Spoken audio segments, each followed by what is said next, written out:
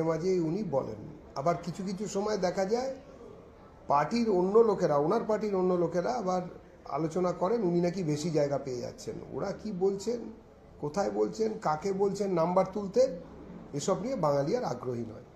বাঙালি একটা বিষয় ভালো করে জানে যে যতদিন তৃণমূল থাকবে ততদিন বাঙালি বাড়ির মা বোনেদের পিঠে বানাতে ওই জাহাঙ্গীর, শওকত, আরাবুল বা এদের যারা নেতা সেই শাহজাহানের বাড়িতে যেতে হবে।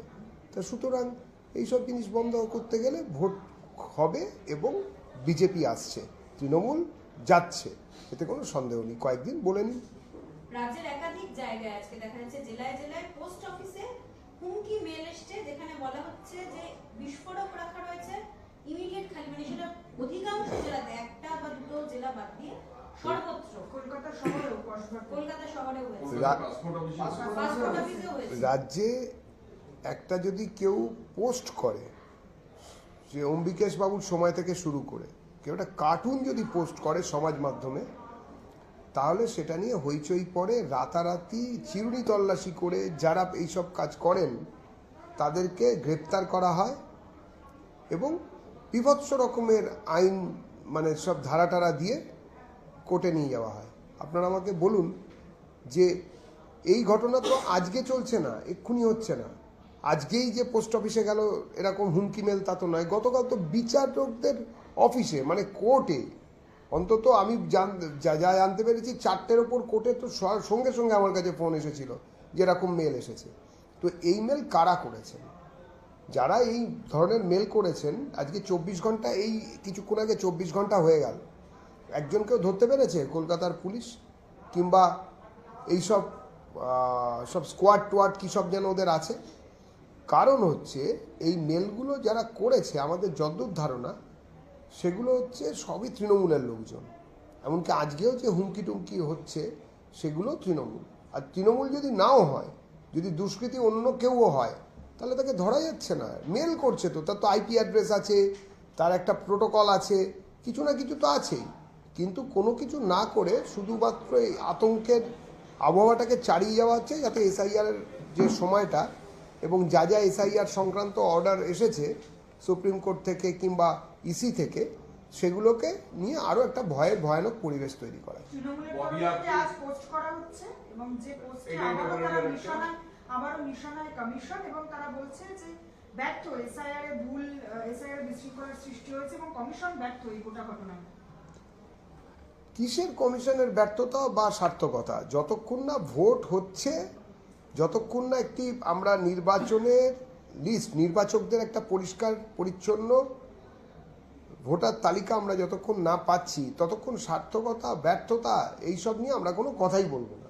কিন্তু একথা ঠিক যে আমাদের এই তৃণমূল কংগ্রেস, এরা অন্তত একটা জিনিস পশ্চিমবঙ্গের কাছে, বাঙালির কাছে প্রমাণ করে দিতে সার্থকতা পেয়েছে, যে তারা পশ্চিমবঙ্গের বিরোধিতা করবে, গণতন্ত্রের বিরোধিতা করবে, সাংবিধানিক সমস্ত যেসব স্ট্রাকচার আছে সেগুলোকে ভেঙে গুঁড়িয়ে দেবে। এটাই তৃণমূল। এটা সার্থকতার সঙ্গে প্রতিষ্ঠিত হয়েছে এই বাংলার মাটিতে। আপনি বলছেন যে তৃণমূল করিয়েছে, ফিরহাদ হাকিম বলছেন যে এটা পারসেপশন চেঞ্জ করার জন্য করা হচ্ছে এবং এটা বিজেপি করাচ্ছে। আচ্ছা, তাই তো, যে করছে, ধরুন না বিজেপিরও যদি কেউ করে, আমি তো বলছি যে এই ধরনের অপরাধ করছে, রাষ্ট্রযন্ত্রকে এইভাবে একেবারে ধূলিসাৎ করে দেওয়ার চক্রান্ত করছে, কিংবা কোনো একটা পদ্ধতিকে এরা তাকে আন্ডারমাইন করার চেষ্টা করছে, তাকে ধরুন। ফিরহাদ হাকিম শুধু বুলি দিচ্ছেন কেন? শুধু বুলি দেবেন কেন? না, কিন্তু এই বড়, এই যে তৃণমূল বলছে বিজেপি, বিজেপি বলছে তৃণমূল, এর সাথে কিছু সত্যি সত্যি কোনো জঙ্গি সংগঠন ইনভলভ থাকে, সেটা নিয়ে কি রাজনীতি করার টাইম এটা? কোনো রাজনীতির জায়গাতেই যাচ্ছি না। আমি কি রাজনৈতিক কোনো কথা বললাম? আমি তো একটা প্রশাসনিক কথা বলার চেষ্টা করছি, একটা গভর্নেন্সের কথা বলছি। কিন্তু কার কাছে গভর্নেন্স চাইবেন? কোনো গভর্নমেন্টের কাছে, যেখানে গভর্নমেন্ট নেই। তো গভর্নমেন্টের কাছে কি চাইবেন? সেটাও তো গভর্নমেন্টকেই ঠিক করতে হবে। তো যা এসব হচ্ছে, যেখানেই হচ্ছে, সেটাকে তো আমাদের এইভাবে শুধু তরজা করে কিংবা বিবৃতি দিয়ে তো এটা হতে পারে না। দেশে তো আমাদের রাজ্যে তো একটা, আমাদের ট্যাক্স পেইদের পয়সায় প্রশাসন বলে একটা জিনিস চলছে, একটা পুলিশ বলে একটা জিনিস আছে, তো তারা তাহলে কি করছে? স্কটল্যান্ড ইয়ার্ড নাকি বলে তার সঙ্গে তুলনা করা হয়। তারপরে সেরা ইসরায়েল থেকে কি সব শিখে আসা পুলিশ কর্তা, যাকে বাঁচানোর জন্য মাঝে মাঝেই রাস্তায় বসেছিলেন আমাদের নেত্রী। তো তারা করছেটা কি? ঘরে ঘরে মানে প্রত্যেক পাড়ায় পাড়ায় সাইবার ক্রাইমের অফিস বানিয়েছে প্রায়।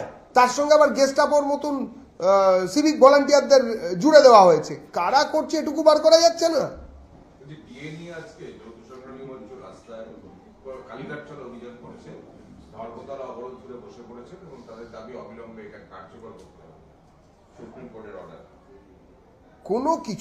কোনো সুপ্রিম কোর্টের অর্ডার, আবারও বলছি, সাংবিধানিক মানবিন্দু অর্থাৎ জুডিশিয়ারি প্রথমে, যার সুপ্রিমেসি আমাদের সংবিধান মানেন, এছাড়া লেজিসলেচার এবং অ্যাডমিনিস্ট্রেশন, এই তিনটি, আর চতুর্থ স্তম্ভ যদি আপনাদেরও ধরা হয়, মানে আমাদের যারা সংবাদ মাধ্যমের সঙ্গে যুক্ত, এই চারটির কোনটার মর্যাদাই পশ্চিমবঙ্গে আছে, কার সঙ্গে কারে? আমি তো গতকালও শুনলাম আমাদের এক সাংবাদিক বন্ধুর নাকি মাথা ফাটিয়ে দেওয়া হয়েছে, তাকে আক্রমণ করা হয়েছে। সে বেচারি গিয়েছিল হাওড়ার রিপোর্টিং করতে, উত্তর হাওড়ায়, যেখানে কিনা ওই বোমা বন্দুক এইসব হয়েছে, একজনকে খুন করা হলো। তার অপরাধ ছিল, তিনি বোধহয় এক্সপোজ করে ফেলছিলেন, আরেকটু হলেই যে ওই বাইকের পেছনে বসে থাকা বিধায়কের কথা। কিন্তু এইভাবে কতদিন ধরে এই আক্রমণ, একতরফা আক্রমণ চলতে পারে বিভিন্ন ক্ষেত্রে? আপনি দেখুন না, তৃণমূল দল এমনই একটি দল যারা ক্ষমতায় আসার আগে বিধানসভা ভেঙেছিল, ক্ষমতায় আসার পরে বিধানসভায় দাঁড়িয়ে থেকে বিরোধীদের কোনো জায়গাই দেয় না। বিধানসভার ফ্লোর তো বিরোধীদের জন্য, বিরোধী দলনেতা তাকে প্রত্যেক দিন অপমান করেন, তার সঙ্গে প্রত্যেক দিন অসহযোগিতা হয় চূড়ান্তভাবে প্রশাসনের তরফে। এখনো পর্যন্ত প্রায় 150-র কাছাকাছি মামলা করতে হয়েছে তার হাঁটাচলা করার জন্য পশ্চিমবঙ্গের মধ্যে। তো এইরকম একটা পরিস্থিতি যেখানে, সেখানে ডিএ যারা পাবেন তারা মনে করছেন আন্দোলন করবে না, তৃণমূল তাদের ডিএ দিয়ে দেবে। সুপ্রিম কোর্ট অর্ডার দিয়েছে, আর তো আর কদিন, এই তো এসেই গেল।